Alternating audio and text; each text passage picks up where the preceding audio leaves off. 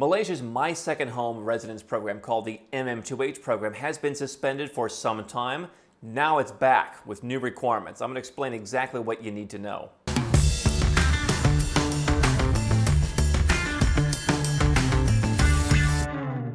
Hi, I'm Andrew Henderson. I'm the author of the book Nomad Capitalist and the founder of Nomad Capitalist, where we help 7- and 8-figure entrepreneurs and investors legally go where you're treated best. More at nomadcapitalist.com. And Malaysia's MM2H program is making a move closer to that Nomad Capitalist audience. Now, if you haven't heard of the MM2H program, this was a long-standing residence program. By some metrics, the most successful investment immigration program in the entire world, with north of 50,000 people who are part of it. Those are really high numbers, and have been running for a long time, largely catering to Asian nationalities as well as some UK and US individuals who wanted to make Malaysia their second home, basically.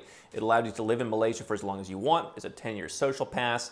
By making a bank deposit of anywhere from 150 to 300,000 Malaysian ringgit, you could roughly divide that number by 4 to get the figure in US dollars. And it was just a great, tax-efficient way to live on. It was basically a retirement visa. It didn't lead to permanent residence, didn't lead to citizenship. It was just a great place to live in a great country. Now, Malaysia had suspended the program, and they stopped accepting applications a while back. And for a long time, we've been hearing, hey, we're going to revise this. We're going to see what else is out there in the marketplace, and we're going to come back with a better program. What they've consistently emphasized over the course of this is the thing that we talk about, legally. They wanted to really show people they were bringing in applicants of a high caliber. And so that's been continuously emphasized. What they also emphasized are a couple macro points that I think are, we've been talking about for a long time. And those are that Asian countries for residents really value wealth, versus Latin American countries often want to see income, pension income. They want you to have money to support yourself. Asia, if you look at a lot of the countries that have residence programs, have valued wealth, have valued making an investment, bringing some money into the country. And you can get great tax-friendly conditions, more so in Asia than you can in Latin America. But Asia has valued wealth. And so Malaysia was one of the cheapest programs under that standard, and now it's going to step up. What I've also said is, over time, prices and requirements always go up in this space. And the reason is very simple. You have more high net worth and ultra high net worth people than ever, and so countries can afford to be particular. So let's go through the requirements. There are 10 new criteria that Malaysia has rolled out for the MM2H program, which will be reopening in the fourth quarter of 2021. The first thing that they're going to do is cap it at 1% of the population. This is not a huge issue. There's about 60,000 people right now who have an MM2H. About 32, 33 million people living in Malaysia. We can assume most of those are citizens, so theoretically, we've got some room to go on that, but that's the first thing. The second criteria they're going to implement is you need to spend 90 days a year in the country. Now, people often ask me, does this mean I've got to spend 90 days as a chunk? No, it appears that it's going to be 90 days over the course of a year. So if you want to come for a month, go for a while, come back for 2 months, that would work. But they want people to not make this the ultimate back pocket second residence. We've coined the term back pocket residence, where you just kind of keep it in your back pocket in case you need it. And considering that outside of the current pandemic situation, Malaysia has been a very open, very flexible country with a good tax regime, good lifestyle. This is something that I think can easily be done in 90 days. But if you're just looking to spend 1 day per year in the country, that's not going to work under the new program. What they're also going to do is impose a new income requirement, which is dramatically higher than what it was. And this is perhaps the biggest thing that could push people away, is they perhaps try and push the numbers down. And that is 40,000 Malaysian ringgit in income that we need to prove every month. Now, it was 10,000 Malaysian ringgit, which was not low. I mean, if you look at some of the countries in Central America, South America, that have good income-based residence programs, $2,500 a month, give or take, $2,300 a month US is, not super high, but it's not nothing. So now they're going to 4x that, basically. So where you need to be making close to 10,000 US dollars a month to qualify, and generally you would need to show bank statements for the last 3 months. So they are more reasonable than some countries when they want to see a year of documents. I haven't seen any evidence that will change, although it could. But 3 months of bank statements showing that you have that kind of income. So if you are running a successful business, shouldn't be a big issue, including if you're an American under the foreign earned income exclusion. You're probably taking about that much money out anyway. You might want to, based on this year's numbers, tweak it up slightly. But that is going to be something that perhaps pushes some people away who don't have that income, who have some money saved, but who don't have that kind of reliable income. The next requirement is they're going to substantially increase the bank deposit. So Malaysia's MM2H program was relatively straightforward in that you opened up a term deposit, a certificate of deposit, and you brought in your money from overseas. You converted it into Malaysian ringgit, or you converted it and then brought it in. And you just placed it in there. So if you were under 50 years old, it was 300,000 Malaysian ringgit, which was about 70,000 US. If you were 50 or older, you got to cut that in half. So it was what I've been telling a lot of older people was this is a no-brainer. Under the old rules, you could spend pretty much no time there. You could put $37,000 or change in the bank. You know, you make a couple percentage points in interest. Obviously, that's gone down all around the world recently. But it was kind of a no-brainer just to, again, have in your back pocket. That number is now going to go up to 1 million Malaysian ringgit. So right now we're looking at about 236,000 US dollars. You can earn as much as about 2% on that. The Malaysian ringgit has strengthened in the last year, so I bought in some positions that when it got up to about 4.45, bought a new property there, put more money in the bank, not only to fund renovations there, but just to fund general stuff. So I like to be relatively diversified. I like to have cash on hand in different jurisdictions. I like to have different stocks and different real estate and some crypto and all that kind of stuff. If you are a maxi in any of those spaces, if you're a gold maxi, a crypto maxi, a real estate, and you don't like to keep any cash on hand, this is not a program for you.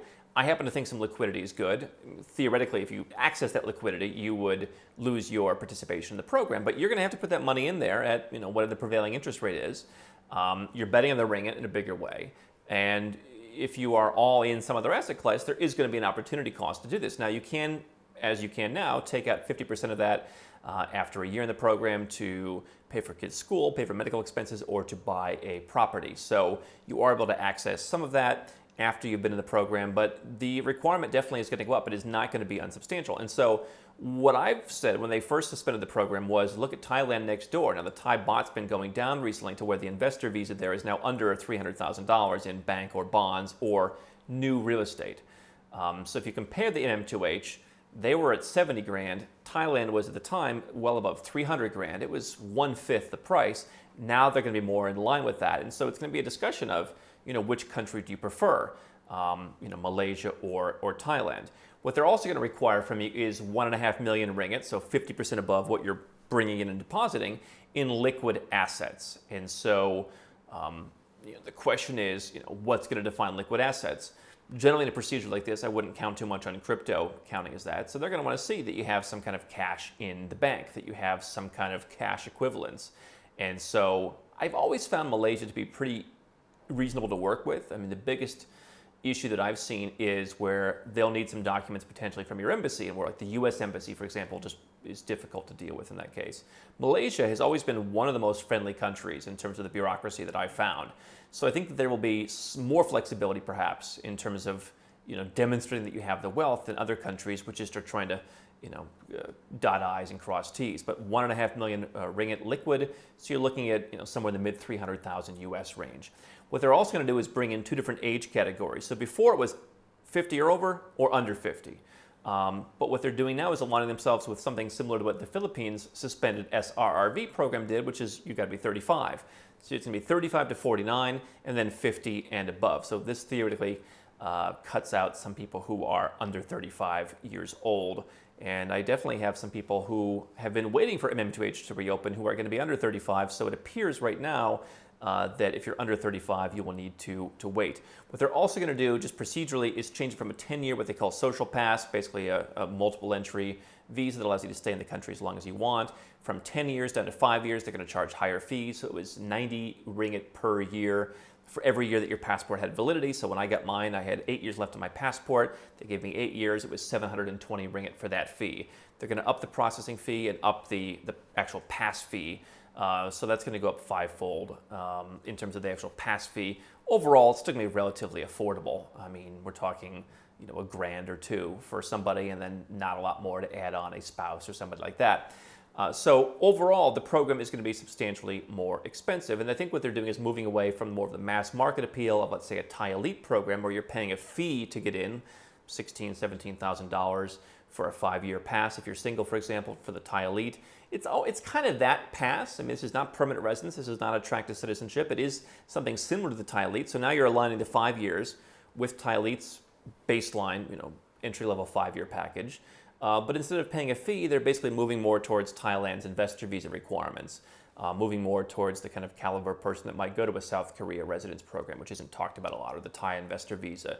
Still a substantial discount from what you'd expect in Singapore. And in this case, you're not really putting your capital at risk, which might be the case in Singapore. So for me, it's still going to remain a nice blend of affordability. You are going to have to tie up some capital. If you want to buy a property, you can tie up less of that capital in the actual bank. But I still think this is a favorable deal. I think before it was an amazingly good deal by Asian standards. And so they are simply aligning themselves with where the market is. This is where Asia's going. Asia has the biggest growth in ultra high net worth individuals, and probably high net worth individuals as well, who are looking for a kind of second home. Now I think that Malaysia is really in line with what the rest of the world is doing. It'll be interesting to see how this program plays out.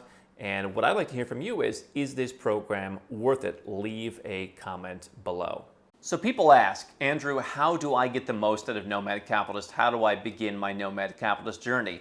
The first thing people do is they start right where you're at. They watch YouTube, they listen to podcasts, they read articles at nomadcapitalist.com. We've spent years creating thousands of pieces of free content so that you can get the vibe from someone who's actually done this, from someone who's actually been in your shoes. What they'll do next, they'll get a copy of the book. You can find it on Amazon. It costs a few bucks, and while it's not going to give you all the secrets, it's going to, again, give you more of the vibe. You're going to learn a lot of the things that I've learned. You're going to learn some strategies you can employ, and you're going to get a lot further in your journey. From there, if you are the 7 or 8 figure entrepreneur investor, you can go to nomadcapitalist.com. You can click Become a Client. We're pretty busy these days, but we have availability to help a limited number of people who want to create a holistic plan, something that I think is so important.